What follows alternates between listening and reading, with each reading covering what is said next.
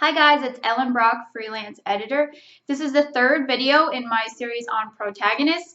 We've talked about how to create a goal-driven character, as well as how to make sure your character is driving the plot. Today I'm going to talk about how to write a character that's flawed and how to make sure that that flaw works well with your story.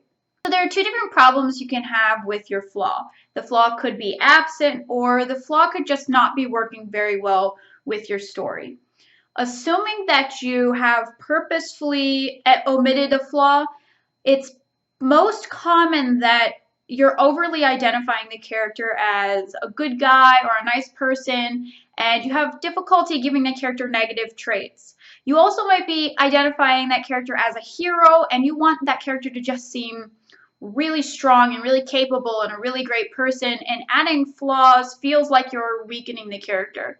So you really don't have to be afraid of that, because readers actually find flaws to be more endearing, and it makes your character more likable and more relatable.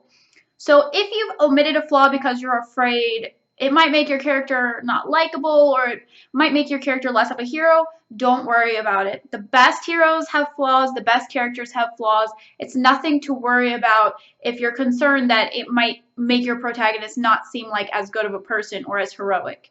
Now, most writers do understand the concept of a flaw. At least they understand that the flaw is something that exists and something that should be present in their character.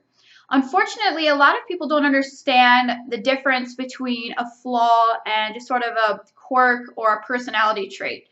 This can make a huge difference in your novel, because if what your character really has is a slightly negative personality trait, that's not going to serve the function that the flaw serves in the book. And the flaw is actually a really important part of the characterization as well as the plot itself.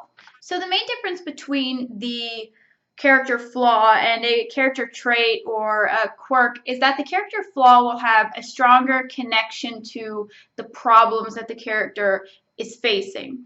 So the flaw will cause actual trouble in the life of the character, whereas a quirk might be like clumsiness or overspending or something like that, and it might not really contribute significantly to the plot. It may be relevant occasionally, but it's not a deeper emotional challenge that the character is having to cope with.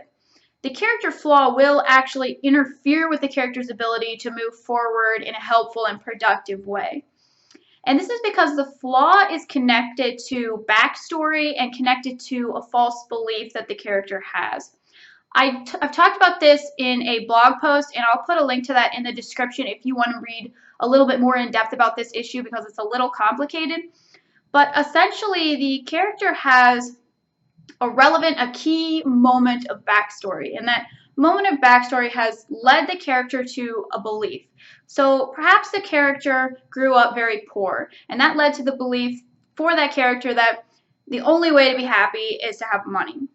So the character's flaw then will be connected to that belief and connected to that backstory. So the character may have a flaw of being overly stingy or prioritizing money over family.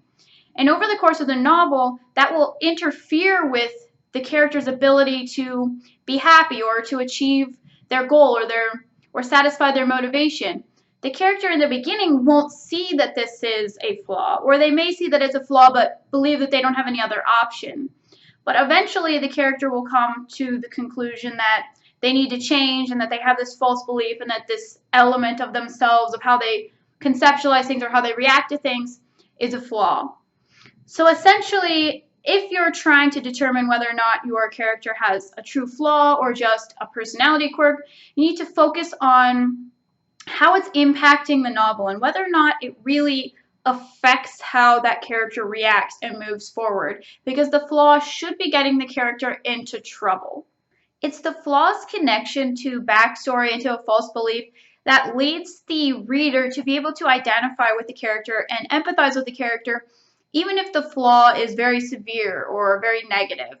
A lot of the time, I get asked by people, how do you write a character who has a very negative trait or a very unlikable trait or does a very negative or unlikable thing and make readers still care about that character? And the best way to do it is to connect it to backstory and connect it to a false belief.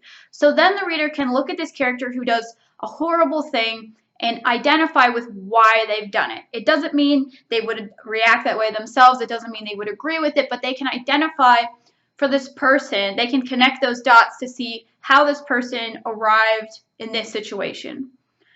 So if you follow this, you can actually get pretty unlikable flaws without losing the reader's empathy towards the character. For instance, you could have a man who drives drunk and accidentally kills a child, which would be a very, very unlikable flaw. Driving drunk, getting drunk, it's very unlikable. But if you connect this character's alcoholism to the past and to a false belief, you can better give the sense that this guy might have turned out different had this not happened, or this guy might have been a different person in a different situation and wouldn't have had this flaw, and the reader can really connect and say, okay, I understand why the character reacted this way. If you don't give your character a flaw, the main effect that it will have on your novel is that the character won't have room for growth. Because without a flaw, any way that you try to create a character arc or you try to create some kind of lesson or moral or growth at the end of the story, it's going to feel forced. Because what makes the character arc feel natural is when it's connected to something in the past. If you don't connect it to anything and then try to create some sort of lesson, it often feels sort of artificial or sort of tacked on. And I see a lot of the time around the climax of the novel that I get the sense that the writer's sort of tacking on the character arc, that they sort of try to insert this lesson at the last minute, but the pieces weren't put into place throughout the story. And the way that you put that into place is that you make sure that it becomes clear, preferably within the first 1 to 3 scenes, what the character flaw is. Possibly you would reveal where it came from, but depending on the book, you may not reveal the backstory until later on. But the reader should have a sense of why the character has this flaw, and then get a sense of how it's manifesting in their life. And that's what you really want to demonstrate early on in the novel, within the first few scenes, is how is this flaw impacting their decision, impacting how they're moving forward, affecting their life in a negative way. And it may not be a tremendously prominent element of the novel, depending on the genre that you're writing. It may be fairly subtle, but so long as those pieces are in there, even if they're only just barely in there, when you get to the climax, it won't have that tacked on or that artificial feel like you pulled out the character arc just out of nowhere just to create a character arc because you felt like you had to, or because you read that books are supposed to have character arcs, so you found a way to sort of stick one in.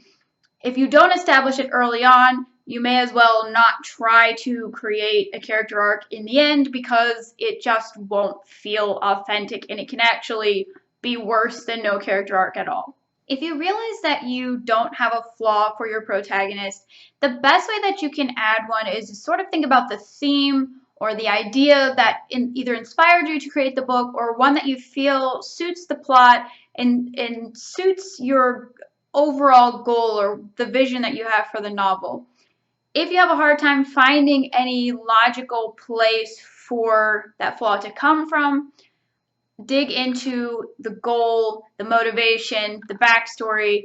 How do these things all connect together? And if you can create that clear line of logic between all of those factors, that's when you're going to create a very complicated but very clear and well-drawn character. So I hope this video helped you to understand the character flaw and how it will work within your novel. Tomorrow, I'm going to be going over how to create realistic characters in the last video in my protagonist series.